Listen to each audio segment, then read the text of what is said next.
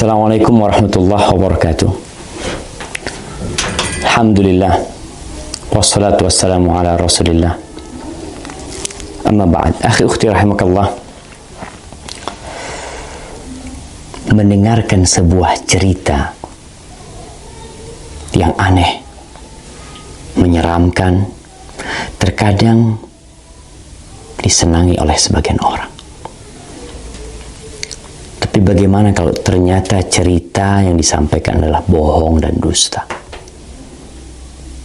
Maka kita tidak akan suka dengan pelakunya. Lalu bagaimana pula kalau ternyata cerita tersebut disandarkan kepada Nabi alaihi salatu wassalam, padahal Nabi tidak pernah mengucapkannya? Kalau di negeri kita sekarang pemerintah sedang memerangi hoax, dusta, maka para ulama umat Islam sejak dahulu kala memerangi dusta atas nama Nabi alaihi salatu wassalam. Tadi pagi ana mendapatkan kiriman sebuah video pendek yang menceritakan tentang bakal terjadi sesuatu yang mengerikan apabila pertengahan Ramadan itu tepat pada hari Jumat. Dengan semangat dia membacakannya, membuat orang yang menontonnya akan tertarik dan mungkin percaya. Dan memang dusta apabila diulang-ulangi, disebarkan, terkadang bisa menjadi sesuatu yang diyakini oleh manusia kebenarannya, padahal itu hoax. Dan Rasul sallallahu alaihi wasallam mengatakan, "Man kadzaba alayya muta'ammidan falyatabawa maq'adahu minan nar." Barang siapa yang sengaja berdusta atas nama aku, hendaklah dia bawa kursinya, tempat duduknya ke neraka. Maka jangan mudah-mudah menyebarkan hadis palsu, hadis dhaif, kecuali memberikan penjelasan. Kalau hadis itu palsu atau hadis itu dhaif. Ana akan bacakan hadisnya. An Ibnu Mas'ud, dari Abdullah bin Mas'ud radhiyallahu taala anhu qala Rasulullah sallallahu alaihi wasallam, Rasulullah sallallahu alaihi wasallam bersabda, padahal Nabi tidak pernah menyabdakan hal ini.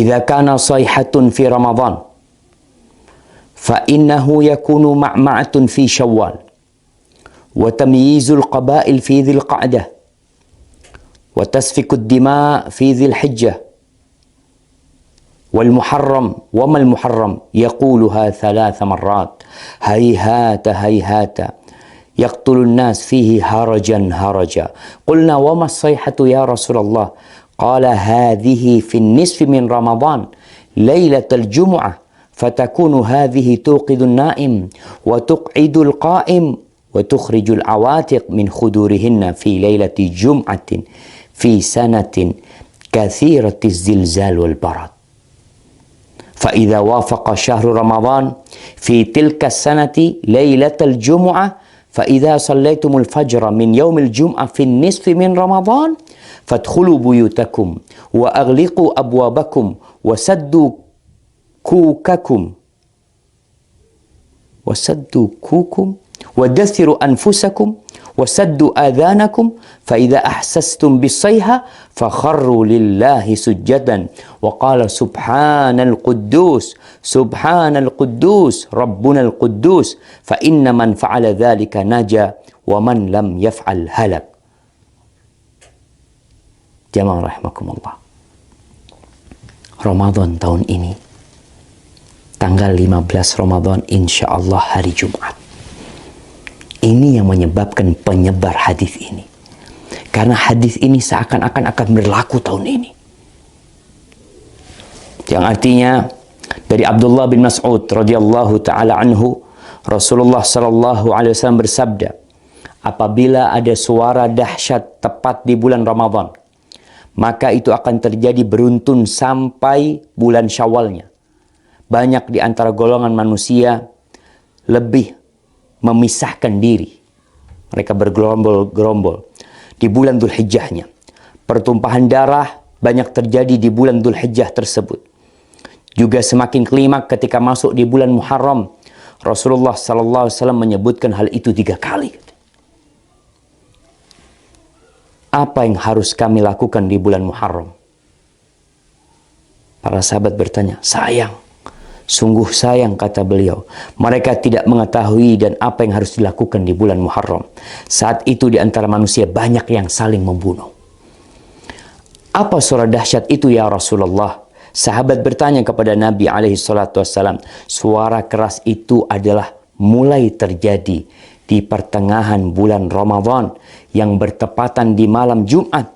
Suara dahsyat itu mengagetkan orang-orang yang sedang tidur, menjatuhkan orang yang sedang berdiri. Segala benda terhempas jauh keluar dari tempatnya, atau para wanita yang masih gadis akan keluar dari kamar-kamarnya. Malam Jumat pertengahan Ramadan itu terjadi goncangan dahsyat dan cuaca sangat dingin. Banyak sekali terjadi gempa, banyak sekali yang seperti yang kita lihatlah, gempa di mana-mana mungkin. Kemudian apabila bulan Ramadan itu tepat di tahun itu dan kalian sedang melaksanakan sholat subuh malam Jumat di pertengahan bulan Ramadan tersebut, masuklah ke dalam rumah, kuncilah pintunya, tutuplah kepala kalian, lindungi tubuh kalian, dan tutup telinga kalian. Apabila kalian merasakan suara dahsyat, bersyukurlah, sujud. Nih, ada sujud. Kita tahu sujud itu ada sujud syukur, sujud tilawah, kemudian ada sujud sahwi, ada sujud ketika sholat. Ini sujud ketika mendengar suara keras. Membaca Subhanal Quddus, Subhanal Quddus, Rabbunal Quddus. Karena sesungguhnya apabila kalian melakukan itu, niscaya selamat. Jika tidak, tentunya akan binasa. Ini tersebar jemaah di beberapa tulisan. Ini ambil dari beberapa tulisan yang ada di internet. Kemudian video itu juga telah tersebar, yang disebarkan oleh ya entah siapa yang menyebarkan hal itu, menyebarkan hoax. Kita lihat sekarang bagaimana hukum hadis ini. Para ulama menjelaskan hadzal hadis munkar la yasih. Hadis ini munkar, tidak benar.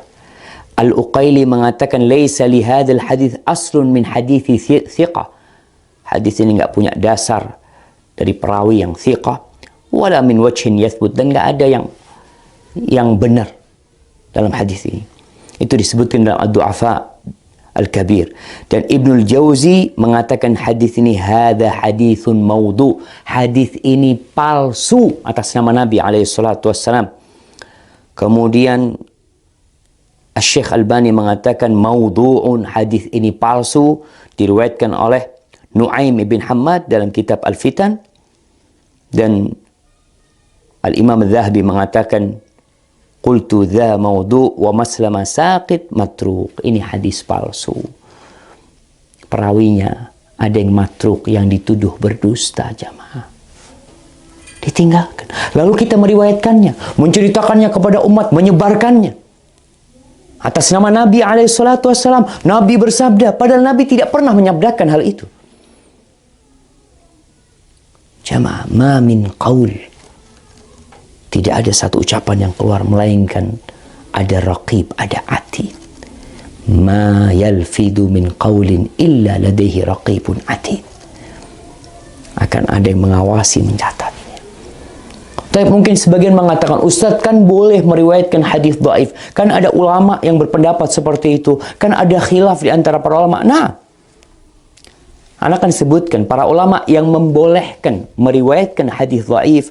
Yang pertama, mereka mengatakan ini dalam fadailul a'mal, dalam fadilah beramal, bukan dalam menceritakan hal yang gaib, yang mana itu berkaitan dengan akidah seorang hamba nanti. Boleh mengamalkan hadis-hadis dhaif dalam fadailul a'mal dengan catatan 3. Yang pertama, hadisnya tidak terlalu dhaif. Kalau yang tadi palsu, jemaah. Yang kedua, hadis ini masuk dalam kaidah umum sebenarnya. Yang ketiga, tidak boleh meyakini ketika mengamalkan bahwa itu dari Nabi SAW. Hanya orang ini hati-hati mengamalkannya. Maka hadis palsu, hadis yang dhaif sekali tidak boleh. Kalau antum mau menyampaikan sebuah hadis yang dhaif, sampaikan kalau ini dhaif, kalau ini palsu, agar orang faham dan mereka tidak tertipu dengan apa yang kita sampaikan. Barakallahu fikum.